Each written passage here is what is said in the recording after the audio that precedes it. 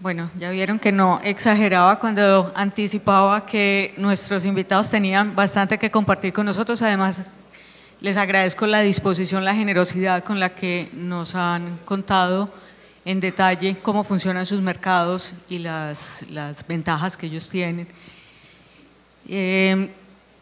Obviamente, dentro del funcionamiento de estos mercados y sobre todo de mercados eléctricos, surge el tema de poder de mercado. Siempre es una inquietud vigente porque son grandes operadores muchas veces, mercados concentrados. Ustedes en sus respectivos mercados, ¿cómo han manejado ese tema? Well, the most… bueno. Gracias. Bueno, that's a good translation, thank you. Was slightly disturbing. With market power has always been a problem, and what we've done is to, well, for one thing, we have a regulation, we have market surveillance, we have a clear set of rules, so the fact that a company, if they were to use market power to manipulate the prices, which we have seen, but we rarely see it now at all, they will be penalized in one way or the other. One of the ways they can be penalized is the fact that they will be shamed in public, like it will be said that this company tried to manipulate the market, and that affects the share of the market, and then when the owner of the company, loses value, it goes back to operations. But another example is the case that I mentioned where, for instance, in Sweden, where you had one very dominant company that had 85% market share, when they became a part of a bigger market than when they joined Norway, that company had less market power simply because the size in a bigger market, it was a smaller player, basically. And that has been very, very successful as such. But also there is a market surveillance of both the physical market and the financial market. And the market surveillance that Nord Pool has talk frequently with the market surveillance in Nasdaq, and they compare data. And then we're back to big data, and you can see if there is something fishy in their trading, somebody will give them a call, and they will jump when market surveillance call, they get scared. Para nosotros, ¿sí? ¿Sí me están escuchando? ¿Sí?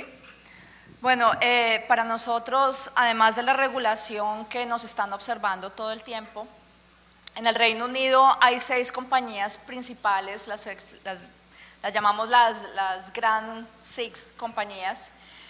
Tenemos la obligación de que si existe una pequeña compañía, tenemos la obligación de también tratarlos de la misma manera. Entonces, en el departamento de crédito tenemos que evaluarlos, nos dan 24 horas para podernos comunicar con ellos y explicarles uno a uno cómo es que le abrimos la línea de crédito, cuánto pueden ellos hacer transacciones, y por ley tenemos que llenar unos formularios para que todo el mundo tenga un tratamiento justo. Entonces estamos viendo muchas compañías pequeñas con un capital muy pequeño para empezar, pero sabemos que tenemos que darles, aunque sea una línea de crédito, para hacer un trading normal. Bueno, en todo este desarrollo y crecimiento y profundidad que han alcanzado estos mercados, la pregunta es, ¿qué beneficios han visto ya 20 años después? ¿Y cuáles fueron los principales retos? A ver si se parecen a los que estamos viviendo nosotros ahora y seguimos animados a desarrollar estos mercados.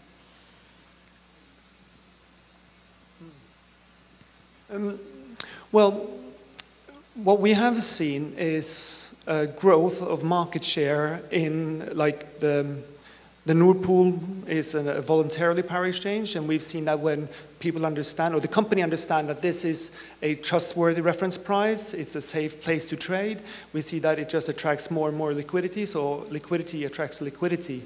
And for every year, I mean, you saw the number where it's been growth of like from 40 terawatts to 505 terawatts. I mean, every year there's a little bit more of the market share. So, and this whole regulation, but then again, it also comes back to this customer advisory board asking the members, what should we do? How should we maintain this? And this also comes back to regulation. We have best practice for how to report your trading, or if there's some imbalance happening, how you should report this to the market. So we bring all our members together, and they come in a fora such as this, where they actually share their experiences on how to report, because everybody wants to comply. I mean, seriously, we have maybe 5 or 6 incidents a year with 380 members and thousands of trades every year. It's a handful of incidents, so it's a very well-functioning surveillance of the market, and it works really well. Sí, para nosotros, por ejemplo, el precio del gas alrededor del 2008 era de 1 libra por terma. Hoy estamos en 50 peniques, la mitad, ¿no? Entonces, sí, en la medida que ha evolucionado la cantidad de trading que sucede en las compañías bilaterales y de bolsa, el precio ha bajado muchísimo. Igualmente, para poder, por ejemplo, cuando Francia se quedó sin capacidad de electricidad, nosotros se la pudimos enviar desde el Reino Unido y ellos pudieron comprar de Alemania y de otros países, o si no, pues les habría tocado apagar las luces en Francia, que hubiera sido gravísimo. Y igualmente el consumidor final se ha beneficiado porque tienen la libertad de escoger quién les va a vender la electricidad y el gas. Entonces es un beneficio para todos. Realmente esta actividad ha sido muy beneficiosa. Diana, para ti también esta pregunta. ¿Cómo es la participación de los usuarios no regulados dentro de estos mercados? ¿Qué tan activos son y cómo hacen su gestión de riesgos ellos usualmente? ¿Qué es lo que tú observas? Entonces estamos hablando de aerolíneas y compañías de este estilo, sí. Bueno, para ellos también existen departamentos que se llaman más de servicios y hay compañeros de nosotros que hacen consultorías y van y los acompañan en su tarea de manejar el riesgo, les aconsejan qué tipo de producto de cobertura les funciona para que lo hagan, ¿no? Aquí también hay una regulación que observa que se le haga una consejería justa, ¿no? Que no se les explique cómpreme este producto porque le conviene y después no era el producto que le convenía. Pero ellos también participan, ellos también tienen mucho poder y también hay mucha competencia. Entonces sí existe mercado para las fábricas, los supermercados, todos ellos. Bueno, ¿y qué recomendaciones finales, porque ya le voy a dar paso al público para que también tenga la oportunidad de hacer preguntas, qué recomendaciones finales nos harían con relación al desarrollo del mercado? Ya saben dónde estamos, qué se está discutiendo en Colombia, pues en nuestras conversaciones, obviamente no lo han conocido a profundidad. Diana un poco más porque como colombiana ha seguido este mercado. ¿Qué recomendaciones con los elementos que ustedes tienen hoy nos pueden dar para lograr completar el mercado, que fue como empezamos esta conversación? Yo diría que apoyar el desarrollo del mercado bilateral físico. La experiencia en el Reino Unido fue que, bueno, primero el gobierno fomentó dividir las compañías enormes que estaban verticalmente integradas y ya no son verticalmente integradas, ya la productora no puede ser la transmisora, por ejemplo. Y las dividió. Esto que hizo que otros participantes entraran en el negocio y pudieran hacer trading. Entonces, en este momento existen 200 compañías en el panorama europeo que pueden comprar y vender electricidad de una manera muy rápida. Pero es darle la bienvenida al mercado bilateral, es adoptar el riesgo de crédito de una forma que uno dice, bueno, vamos a diversificar nuestro riesgo en 200 compañías. Entonces, cada uno de ellos se lleva un riesgo pequeño. Si una se quiebra, pierdo un poquito, pero no estoy expuesto al mercado del day ahead para que sube y baja el precio tan rápido. El gobierno puede apoyar el desarrollo de contratos estándar, ¿no? Un contrato físico estándar como del tipo IFET. Va a facilitar no solamente que todas las transacciones sean muy homogéneas y muy parecidas, sino que en el momento en que haya una falta de pago, se hace referencia al contrato y ya se sabe qué hay que hacer. Entonces, tener un contrato muy claro, muy transparente, va a ayudar mucho al mercado, a que el mercado se desarrolle. Well, my answer would be actually the slide, which actually gave all the recommendations that we had. And it's very important that you have a reference price in a physical market that is trustworthy, and it needs to be predictable. It needs to attract as much of the liquidity into the power exchange for the physical side, so it's a good reference price for the financial side, and it needs to be a regulation that is predictable. Those would be really the three key lessons learned, which is, been the proof in the pudding, basically. I mean, this really works. So you need to have a reference price that is trustworthy. You need to facilitate for the physical players. And the fact that you have hydropower here is ideal for a good liquid esto es ideal para un buen Muy bien, mercado. si el público tiene preguntas, tengo una más acá que no quiero dejar ir, pero creo que en el público la van a hacer sin duda alguna. Entonces, si no la hacen, yo la hago. So if you don't ask it, I will.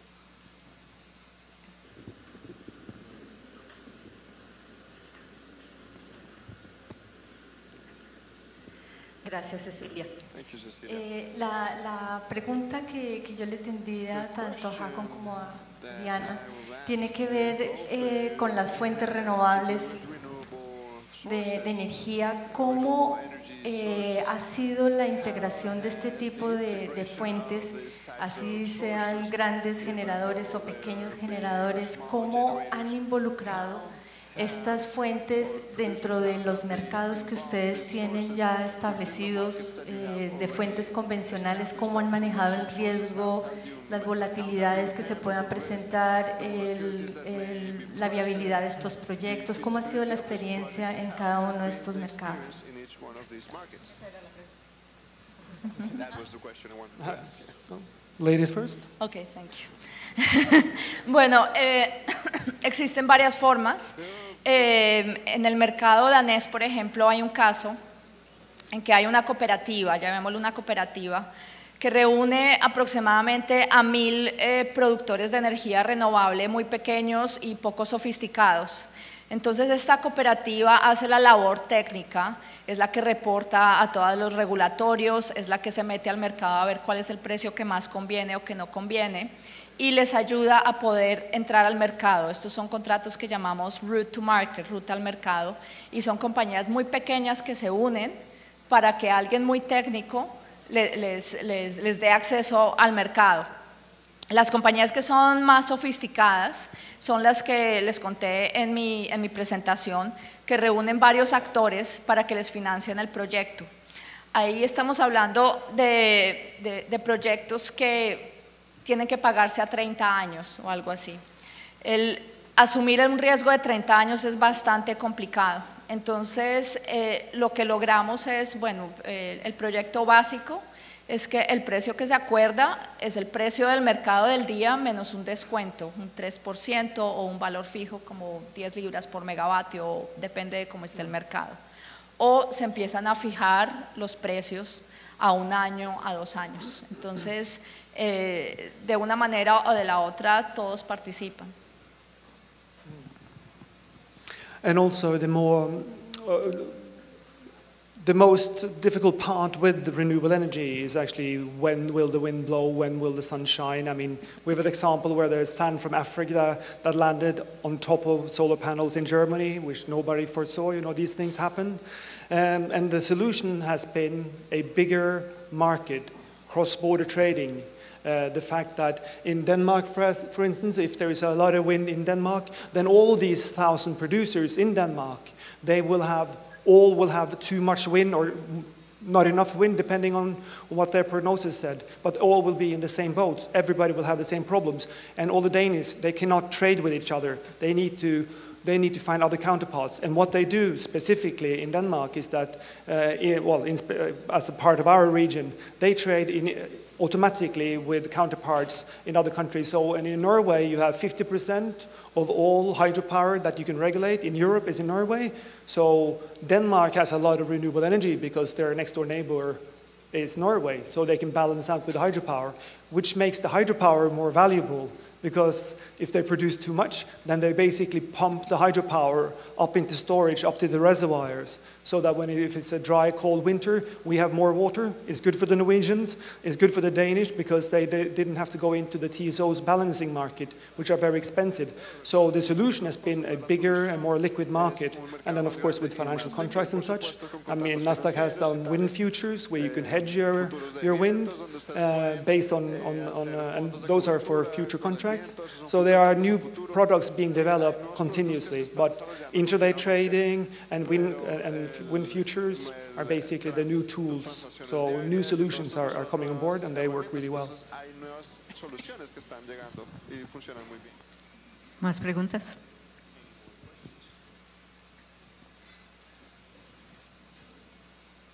Bueno, mientras tanto yo voy. ¿Ah, sí?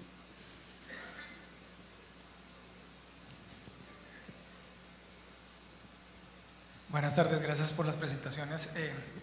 Una pequeña referencia acerca de la importancia de la supervisión para efectos del tema de competencia y poder de mercado. Yo quisiera conocer un poco cómo son los procesos de supervisión en los diferentes mercados en los que participan y qué tan relevante es, no solamente para efectos del poder de mercado, sino para el tema de formación de precios. ¿Qué tan importante es una adecuada supervisión y cómo recomendaría que pudiera hacerse? Bueno, una parte supremamente importante es el manejo de información. Entonces, absolutamente todas las transacciones que se hacen en el día tenemos que reportarlas a una supervisión central.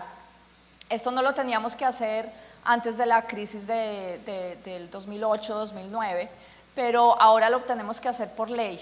Al principio fue una cosa supremamente, llamémoslo, incómoda, y todavía nos estamos adaptando a esta obligación de enviar toda esta información, todos estos datos a una compañía central para que ellos la guardan. Yo lo llamo como una policía que guarda en una librería muy grande toda la historia del trading de las compañías, para que en el futuro, si alguna hay que cuestionarla o hace algo que no es debido, todas las pruebas ya están guardadas allá y pueden sancionar a las compañías. Entonces la labor técnica de poder transmitir estos datos en este momento es una preocupación enorme en Europa, porque todavía no lo hemos logrado. Todavía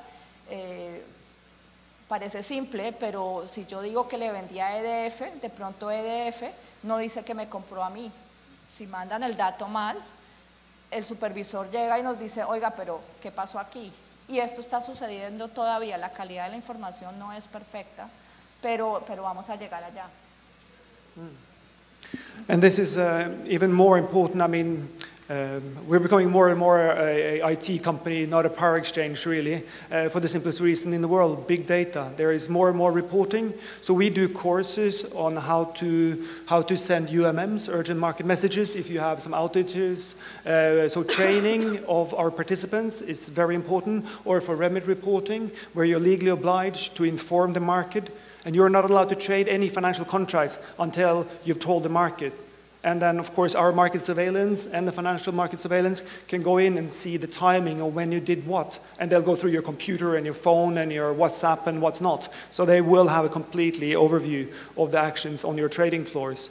And it's very, very important that everybody gets the same information. So that's also why we have participants. I mean, one of the smallest participants is one guy with a little bit hydropower on his farm, you know, and he has the same access to information as the CEO of Statkraft. You know, and so it's an even playing ground, but it's very complicated, and these are new rules, and it's very strict, and the consequences as well is that not only will the company be penalized if you are in breach of these rules, and there are many rules now, if you're in breach of these, but the individual trader who does a trade that is against the law can in some cases end up in prison, the individual. And I assure you, you get all the traders' attentions when they risk ending up in prison. They could end up in prison even if they did an erroneous trade that manipulated the market and their own company lost money is not even intent if it's an accident, if you're clumsy, if you sneeze when you're punching in your numbers. So we have, it's a new regime, it's being implemented, it's complicated, but we see that there are very few incidents of insider trade now. La labor de publicar precios públicos es muy importante también para el desarrollo de los mercados. Entonces, los que llamamos market makers, que son compañías como la mía, como Céntrica, tenemos la obligación de enviar al final del día a qué precio se cerraron las transacciones.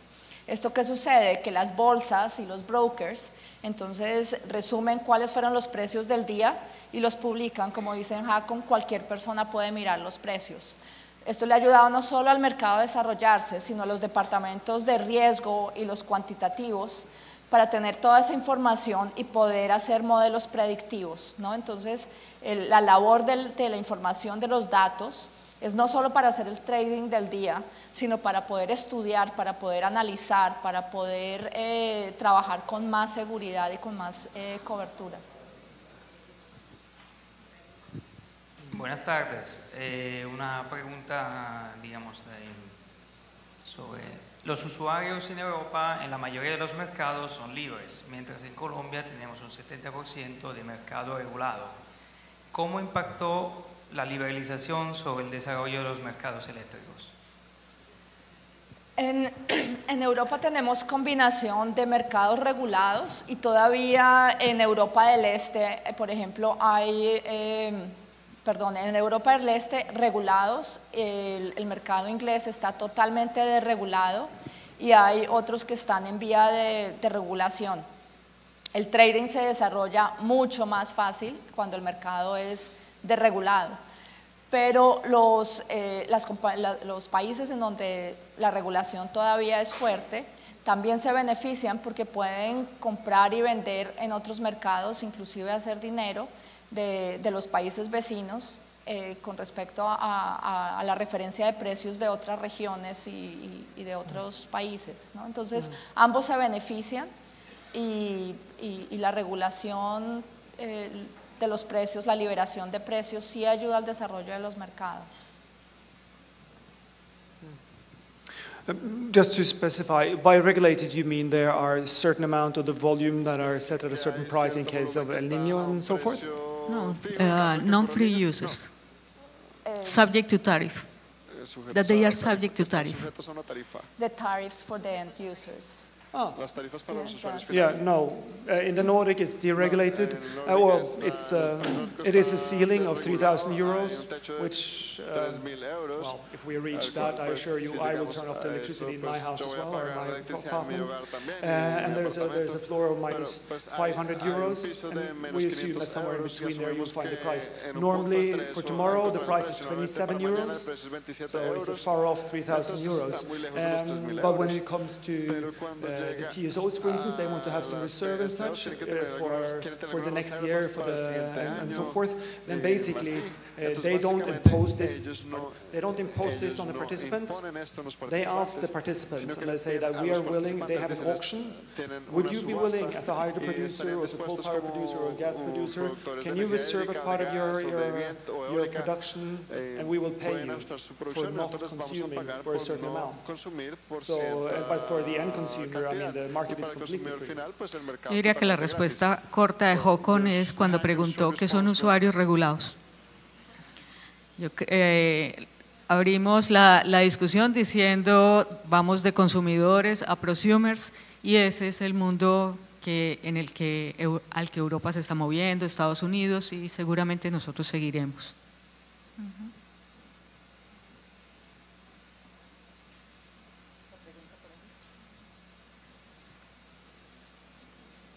¿Alguna otra pregunta?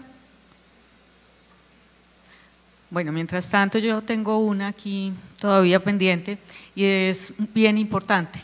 Hablamos de cómo participan los usuarios en estos mercados, cómo participan, por supuesto, los agentes del sector, de la industria, cómo participan el sector financiero en los mercados del tipo que tú manejas, Diana y Håkon. ¿Cuál es el rol de ellos y la importancia de su participación?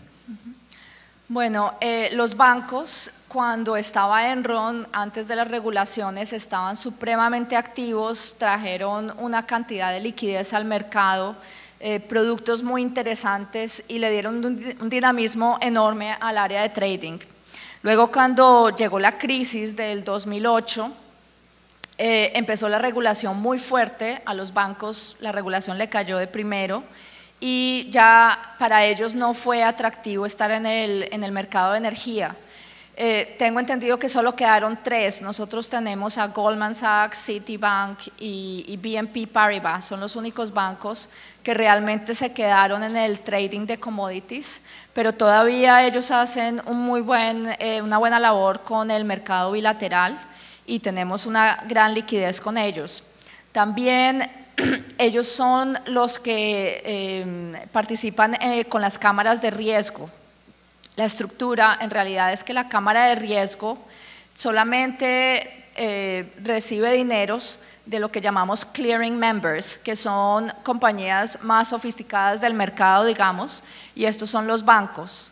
Y nosotros, los traders, tenemos que ir a través de un banco, como BNP Paribas, que es uno de los más grandes, UBS, Citibank, para hacer nuestro clearing con la cámara de riesgo. Entonces la cámara de riesgo no tiene que trabajar con 200 de nosotros, 500 de nosotros, sino tal vez con 10 o 15 bancos, no más. Y ellos son los que hacen la labor de trading.